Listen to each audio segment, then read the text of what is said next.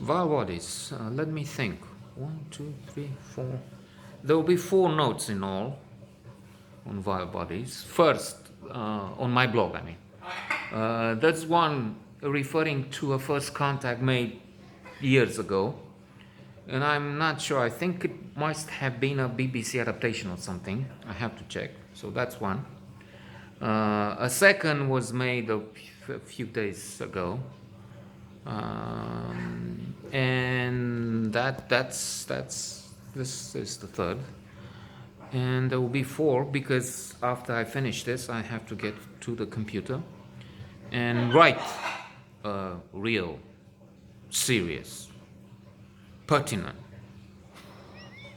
note on Vile Bodies by Divine Evelyn Waugh.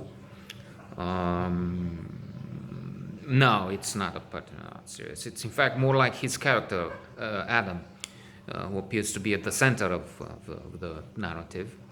At one point, he invents things for the gossip column.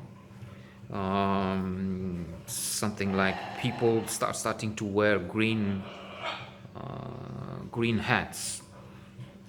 There's Zamperini. I don't remember that name. It's not Zamperini. It's something. Anyway, invented, as I say, an official at the Italian embassy who is doing this and that. He has this boat. No, I'm inventing. I don't even remember what Adam invented. But,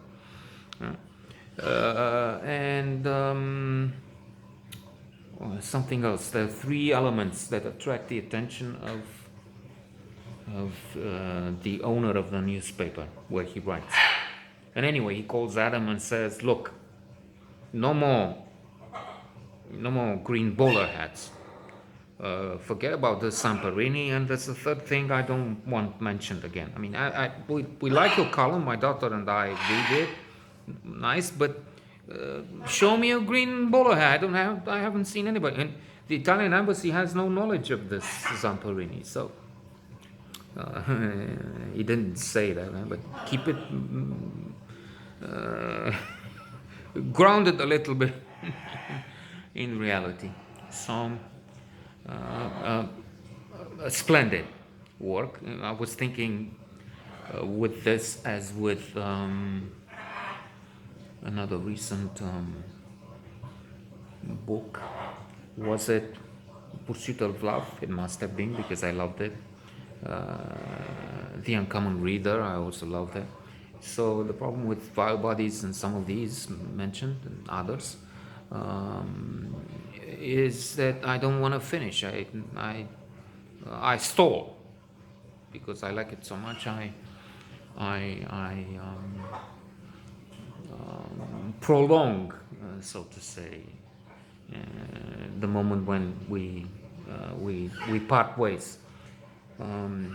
Evelyn Waugh is, as I mentioned in note number 2, previous note, a glorious writer. Considering the number of books, he is surely in the top 5-10 favorite authors of mine, and not just mine. I mean, he's on this list of 1,000 novels everyone must read, with maybe 6-7 novels. On the top 100 best novels as listed by the Modern Library, he must have 3 or 4. There's Brideshead Revisited, which is scheduled to be read again by yours truly. There's Scoop, I've read twice. Fantastic. Adventures of a Journalist in Africa. There's Black Mischief, finished recently. Put Up More Flags, again wonderful. There's Vile Bodies, and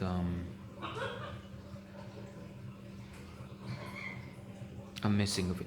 There's The Loved One. The Loved One, story of a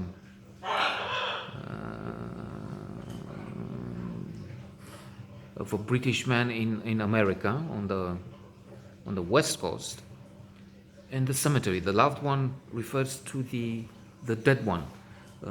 In this bizarre cemetery,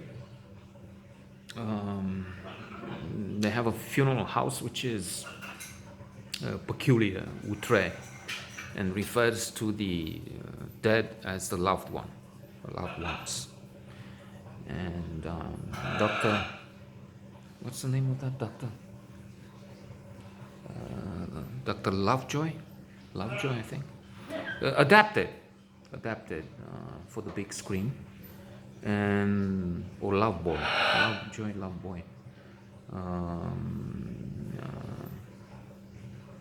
and he is in the movie, phenomenal movie also about. It's one of the top 1,000, maybe top 100, depending on what list I'm thinking of. I can't remember exactly. Either the New York Times is best 1,000 movies ever made, or Times 100 best movies. And it is Rod